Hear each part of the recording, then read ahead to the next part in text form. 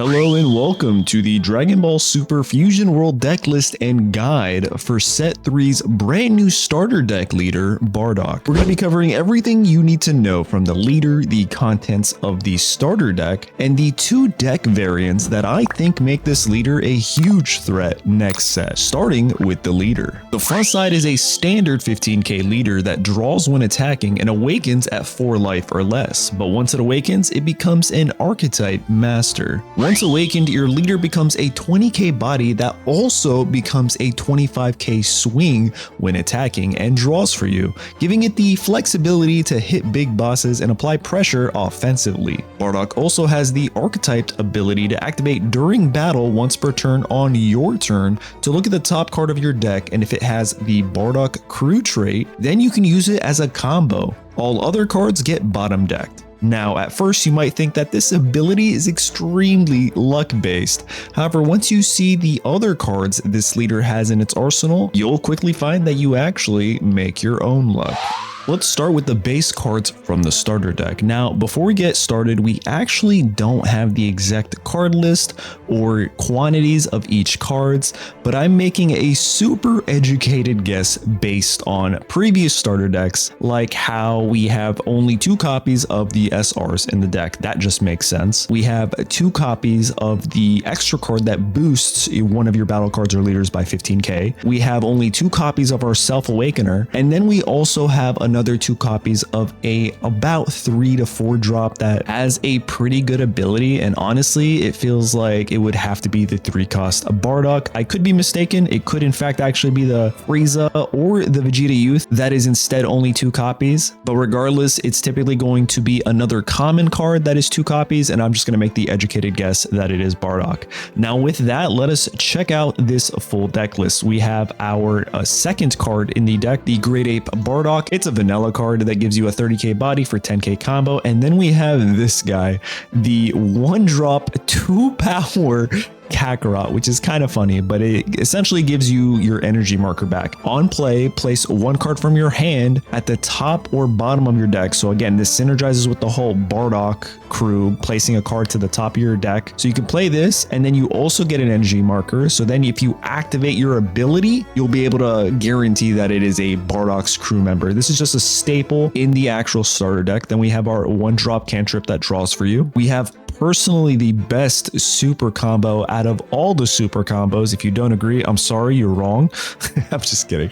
But listen, I'm a Son Gohan friend from the original Dragon Ball series. And then we have this guy, the Self-Awakener, that also synergizes with the leader's ability, that when attacking, you add 1 card from your life to your hand, and then look at the top card of your deck and place it either on the top or the bottom of the owner's deck. So again, making sure that you're always having a Bardock's crew member on the top of your deck. And next is another vanilla card, Borgos, but it is a Bardock's crew member, a 1-drop 10k combo, 15k body. Then we have the Dory here, which is kind of interesting. Let's check it out. It's a 2-drop 15k 10k combo, which is pretty nice, but it also has the auto your turn once per turn ability that when you use a card in a combo while this card is in battle, then you draw a card.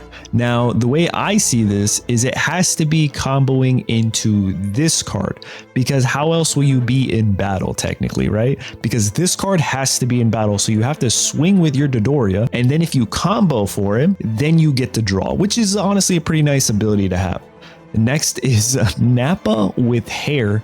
Good to see homie had hair here, but he has the permanent ability that while it is also in battle and you have a card in your combo, so if you're comboing, it's literally the same thing as the Doria. It has the permanent ability of becoming a 20k body. So if you combo with 5k, you're actually getting 25k power out of it as opposed to just 20k power, which is honestly pretty nice. It's essentially giving you a free 5k combo from your hand without actually using it from your hand, except once, if that makes sense. And then we have this Bardock, which honestly is pretty nice. This is the one that I think is going to be limited to 2 copies, but I could be wrong. It also has the auto once per turn ability when you use a card in a combo while this card is in battle. Again, same thing as the previous 2 cards. You get to play up to 1 battle card with the cost of 2 or less Bardock's crew in its special traits from your hand. Now this, it might not sound like a crazy card in this deck, but the ability to be able to swarm your like field and with battle cards, 2-drop battle cards, is pretty nice. And that's going to actually be a staple in one of the variant decks that we look at today. But that's why I think it's a 2-copy card, because that ability is kind of cracked, I'm not gonna lie. And then we have our double striker, who is possibly the best double striker in the game, where it has the activate battle your turn once per turn. If you have 2 or more cards in your combo area, choose any of your opponent's battle cards. There is no cost limit to it. Any of them and just knock them out, right? Unless I guess they don't get affected by battle skills. But that is such a strong ability, which is honestly probably why this deck is going to get sold out so quickly.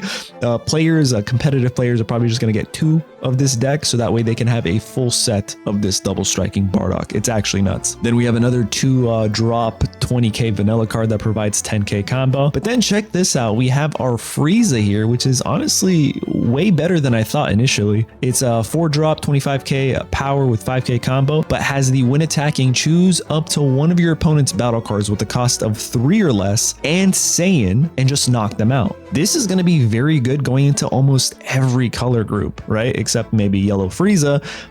But then again, maybe not, right? Because they are getting a lot of new support when Saiyan cards that are like 3 costs or less. But then if you have an energy marker, choose up to 1 field card in your opponent's battle area and just send it to the drop. That in itself, we're finally getting some cards that affect opposing field cards, and I'm here for it. I am super happy. Then we have this little kid Vegeta, which honestly was about time. We have every other variant of a little kid for the Saiyans, and Vegeta was just lacking here. But this is a 2-drop crit, 10k combo. That's pretty much it. Probably because he's, an angsty kid, which is why he's crit here. I don't know.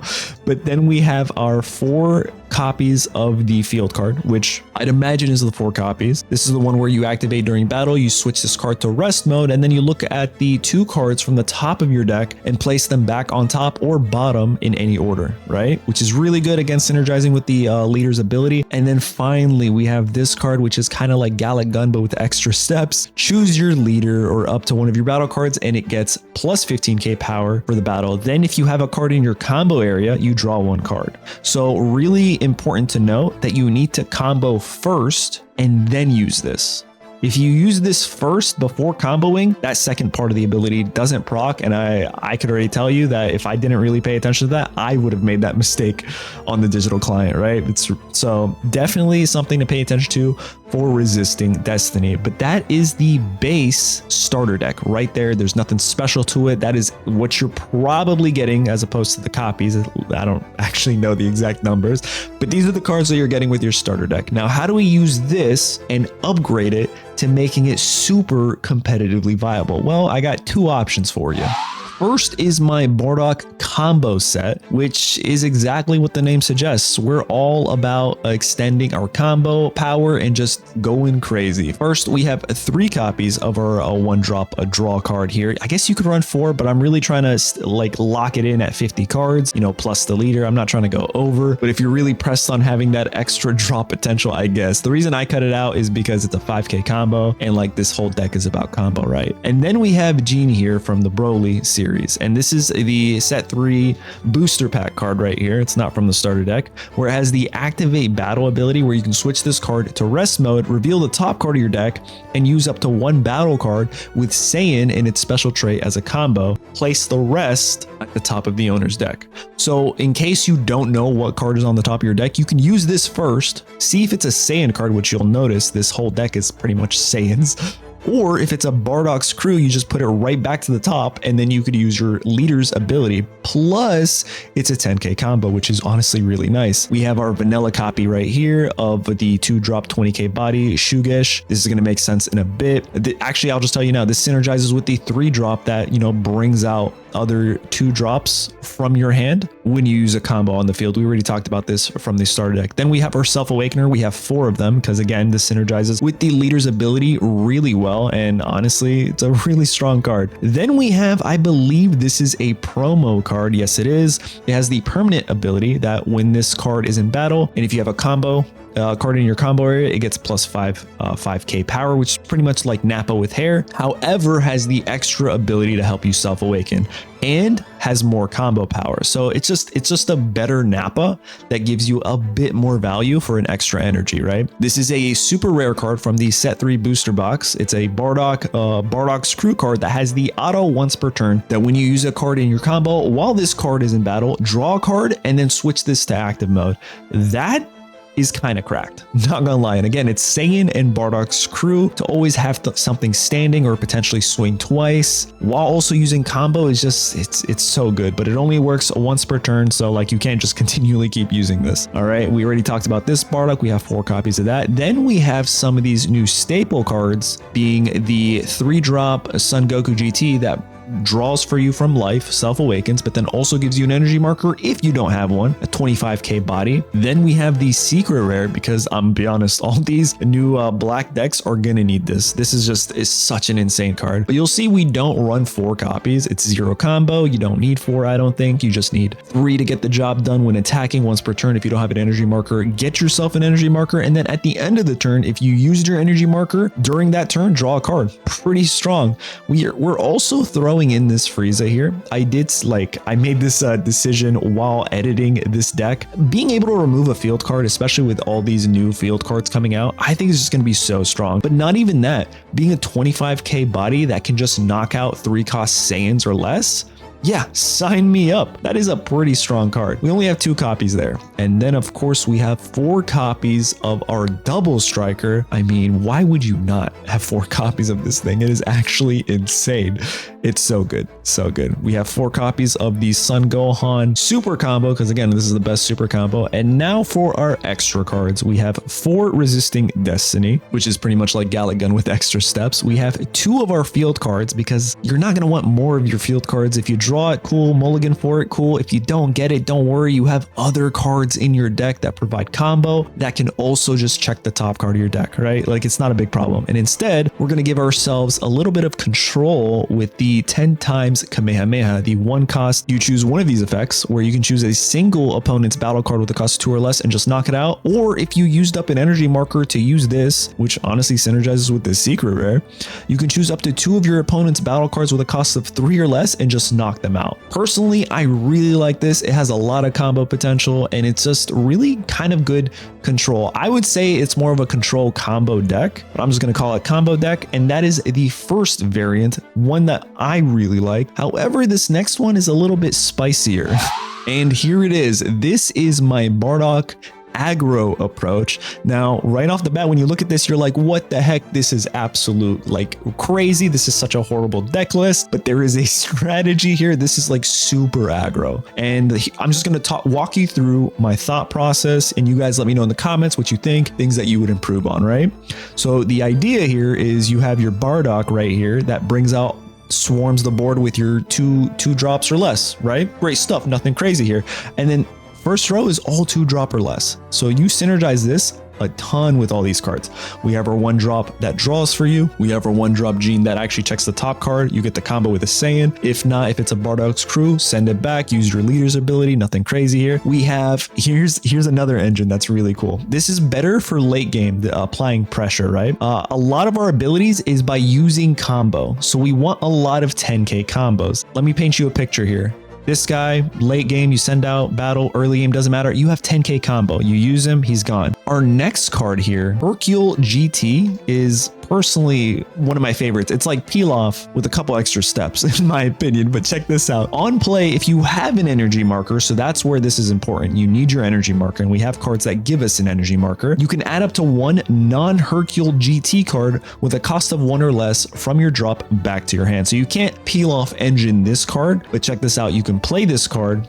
You can play 4 cards, 4 of these at turn 5 or later while you have a double striker on the field. And then you can bring back any of these 1 drops, any of them, and 3 out of 4 of them are all 10k combo. So you're getting a lot of combo power back. Cards that, you know, when you combo, they have a really nice effect, like with our double striker here, where if you combo at least 2 cards in your combo area, you get to just knock out any of your opponent's battle cards. Do you see the thought process here, which is pretty nice? Then we have our 2 cards right here, the secret rare Super Saiyan 4 Son Goku that gives you an energy marker. This one on play, Self Awakener, that gives you an energy marker. But then also we have this one. A lot of people are not going to agree with it. It is a 1-drop, a 5k power, very easily destroyed. If you're going up against red, you just use this for combo. I don't think you're getting it on the field, right? It's just not going to happen. Maybe even against yellow, but literally against the other 3 color groups, you might be able to pop off. This has the activate main once per turn. For 3 energy, you draw a card.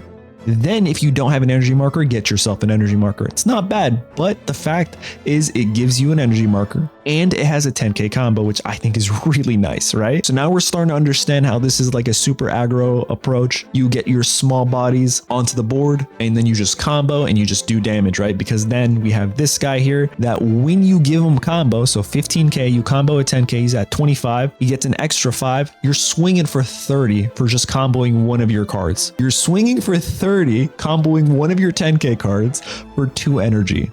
Like you see, it's kind of nuts. Then we have 4 of our Self Awakener here, vanilla copy here, nothing too crazy. We already talked about these cards. And then again, we have 2 of our field cards to help us synergize with our leader's ability, and then 4 of our Resisting Destiny. But that is the second variant deck for Bardock that I think could be pretty good. This is the aggro one, and the one before it that we just talked about was the combo one. But let me know in the comments down below what you guys think. What do you guys think of these thorough deck profile variants for Bardock? Which one do you like? Do you think we could spice it up even more? Let me know in the comments down below, and don't forget to like and subscribe for more quality Fusion World content.